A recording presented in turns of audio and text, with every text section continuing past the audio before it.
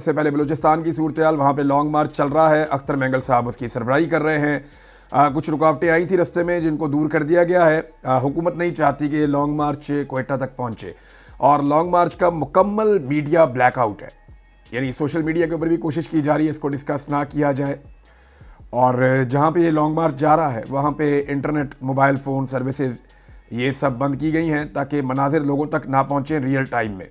ये हुकूमत की एक भोंडी कोशिश होती है कि जहाँ पे भी पॉलिटिकल एक्टिविटी हो रही है, यानी जहाँ दहशतगर्दी होनी है वहाँ इंटरनेट चल रहा होता है, लेकिन जहाँ पे कोई पॉलिटिकल एक्टिविटी होनी है जो दहशतगर्दी का तोड़ होती है, लोग पॉलिटिकल तरीके से सामने आते हैं रियासत के, तो वहाँ पे वो इंटरनेट बंद कर देते हैं ताकि वहाँ से विजुअल्स ना आए, इन्फॉर्मेशन ना आए, कोई मार कुटाई हो रही है तो वो नज़र ना आए। कुछ रुकावटें दूर करने के बाद वड से निकलने वाला ये जो लॉन्ग मार्च है ये खुशदार तक पहुँचा और अब खुशदार से आगे बढ़ रहा है। लॉन्ग मार्च के अंदर नौजवान बहुत बड़ी तादाद में मौजूद हैं और मुख्तलिफ पॉलिटिकल पार्टीज़ के झंडे भी नज़र आ रहे हैं और ये अख्तर मेंगल साहब की सरबराही में क्वेटा की जानिब जा रहा है।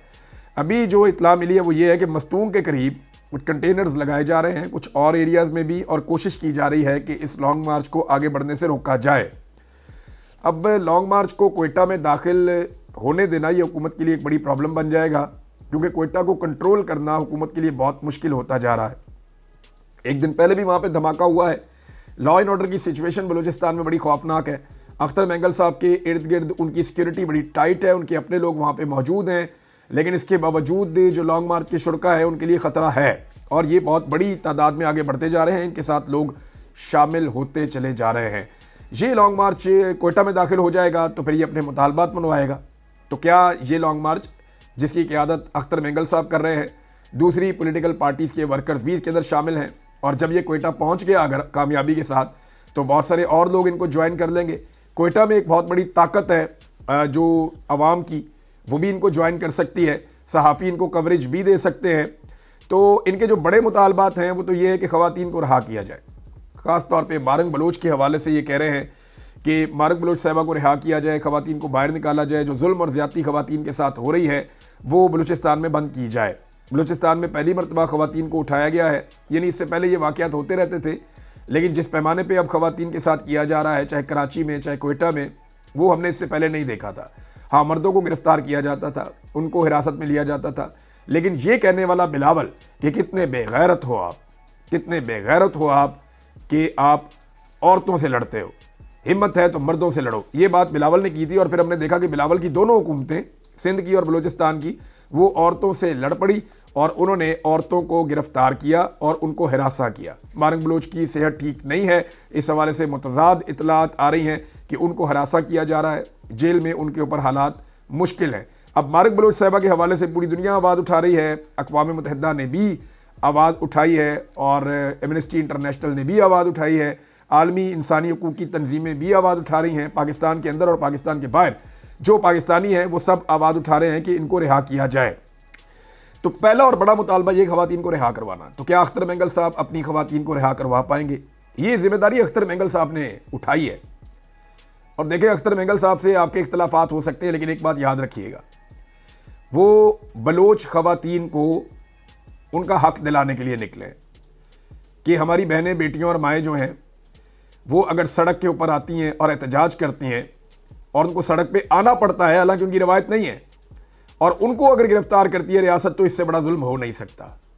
तो वो अपनी बहनों, बेटियों और माओं के लिए निकला है, और अगर ये शख्स हार गया तो ये बहुत बड़ी मुसीबत बन जाएगी।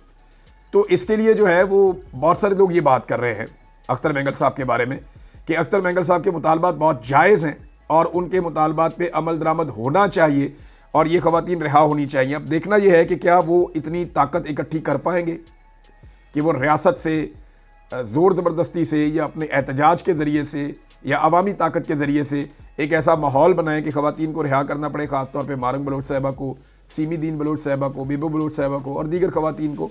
तो बलोच ख़वातीन की गिरफ़्तारी बलोच मर्दों के लिए एक बड़ा चैलेंज बन के सामने आई और इस पर सबसे पहले बाहर निकलने का फ़ैसला अख्तर मेंगल साहब ने किया है और उनके बयानात भी साथ साथ आ रहे हैं, रुकावटें दूर करते जा रहे हैं, आगे बढ़ते जा रहे हैं।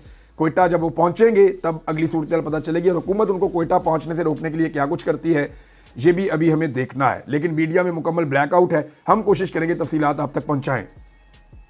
सहाफ़ी वहीद मुराद साहब को रिहा कर दिया गया है। ये एक बहुत अच्छी खबर है।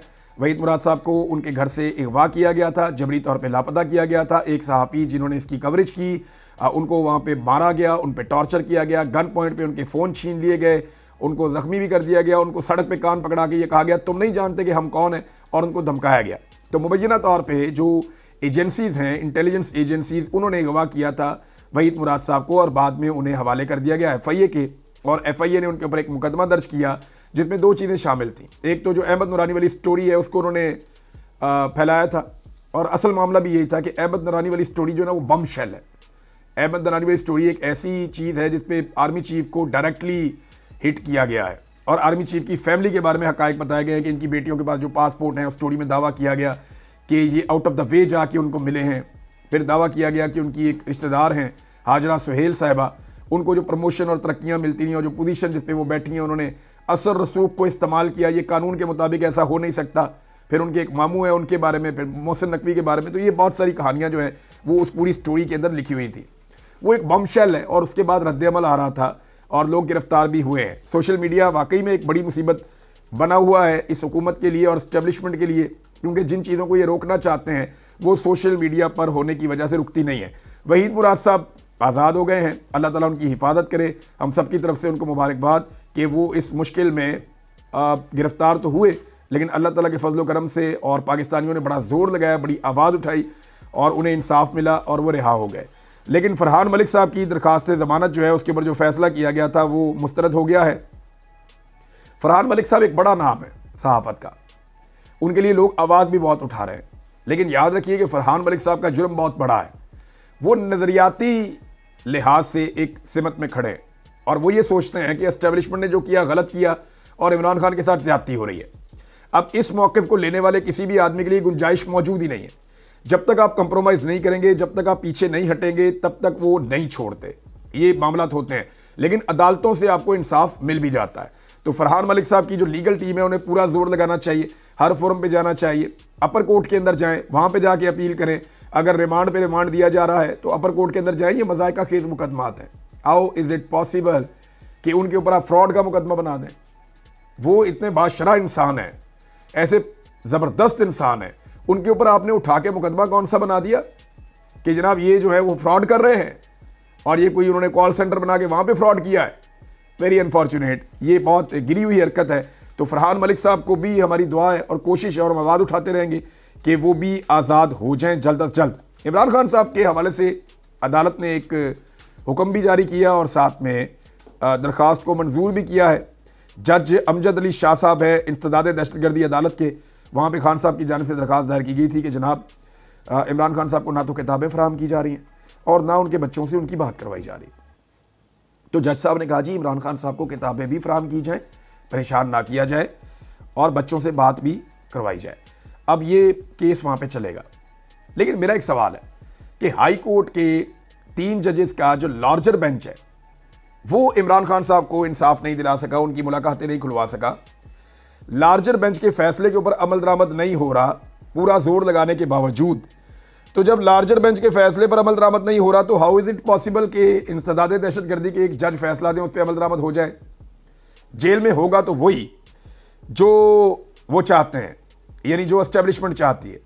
और जो वहाँ पे इमरान खान साहब तो बार बार कहते हैं, कल ये बात उमर अयूब साहब ने भी की, ये बात जो है वो सब लोग ये कहते हैं कि वहाँ पे पाक फ़ौज के कर्नल साहब हैं जिनकी ड्यूटी लगाई गई है और वो जो कर्नल साहब हैं वो इमरान खान साहब की मुलाकातें नहीं होने देते और वो अदालत के फ़ैसलों को जूते की नोक के ऊपर रखते हैं।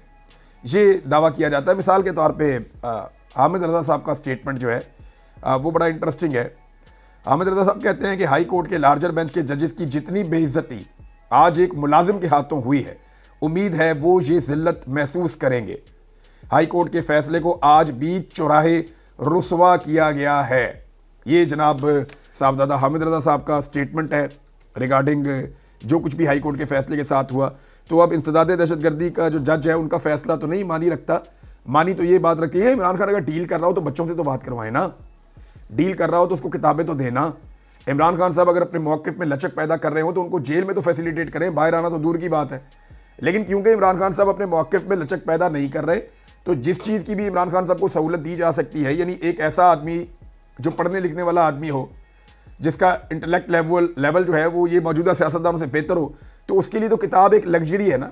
उसको आप किताब देंगे कैद में तो उसको बहुत फ़ायदा होगा। सैकड़ों किताबें उनकी फैमिली के मुताबिक वो पढ़ चुके हैं जो उनको अवेलेबल हुई, लेकिन अब उनकी किताबें रोक दी गई हैं। और इमरान खान साहब को तो एक दिन में कम से कम एक किताब चाहिए होती है पढ़ने के लिए, या 2 दिन में वो ख़त्म कर लेते होंगे किताब। वो पढ़ने की रफ्तार भी उनकी अच्छी है, लिहाजा किताबें भी नहीं दी जा रही और बच्चों से बात भी नहीं करवाई जा रही।